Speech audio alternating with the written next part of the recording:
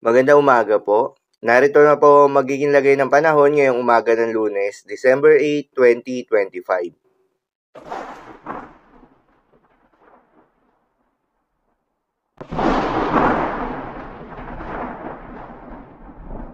Sa kasalukuyan na tayo sa pag-asa, yung binabantayan na low pressure area sa loob ng Philippine Area of Responsibility na dating si Bagyong Wilma ay patuloy na nagdadala ng maulap na kalangitan na may kalat-kalat na mga pagulan at thunderstorm sa may Western Visayas at Mimaropa. Huli nga itong namataan sa coastal waters ng Kalibo Aklan. Habang nakakaapekto naman itong shear line o yung banggaan ng malamig na northeast monsoon at mainit na easterly sa may eastern section ng central at southern Luzon. Dahil dito ay asahan yung maulap na kalangitan na may kalat-kalat na mga pagulan at isolated thunderstorms. Northeast monsoon naman o hangi-amihan ang nakakaapekto sa nalalabing bahagi pa ng Luzon dahil dito ay asahan naman yung maulap na kalangitan na may kasama mga pagulan. At sa nalalabing bahagi pa ng ating bansa ay asahan naman yung generally fair weather condition na may mataas na tsansa ng mga pagulan o thunderstorms sa hapon o gabi na dulot ng mga localized thunderstorms.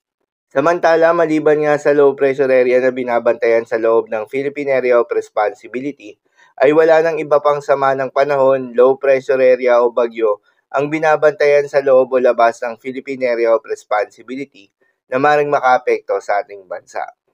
Para naman sa magiging lagay ng panahon ngayong araw ng Lunes, dahil nga sa epekto nitong low pressure area, asahan sa Western Visayas at Mimaropa ang maulap na kalangitan na may kalat-kalat na mga pagulan at thunderstorms. Posible ang mga pagbaha o pagguho ng lupa due to moderate to heavy rains. Minimal to minor threats to life and property due to strong winds.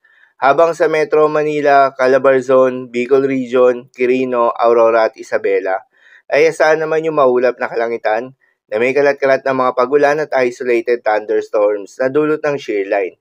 Posible rin na mga pagbaha o pagguho ng lupa due to moderate to heavy rains with at times intense rains.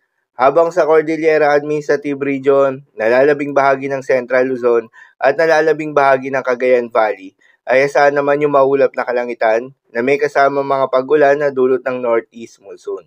Posible rin na mga pagbaha o pagguho ng lupa due to moderate to at times heavy rains. Habang sa may Ilocos Region ay asahan naman yung bahagya maulap hanggang sa maulap na kalangitan na may kalat-kalat na mga mahihinang pagulan na dulot pa rin ng northeast monsoon.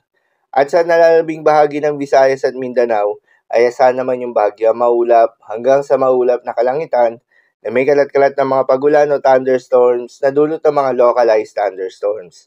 Posible rin na mga pagbaha o pagguho ng lupa during severe thunderstorms. Madalas nabobo ang mga thunderstorms na ito tuwing hapon o gabi na nagtatagal ng 1 hanggang 2 oras. Kaya naman ingat sa mga posibleng banta ng pagbaha at pagguho ng lupa, lalong-lalo na sa mga lugar na inuulan na noong mga nakaraang araw pa.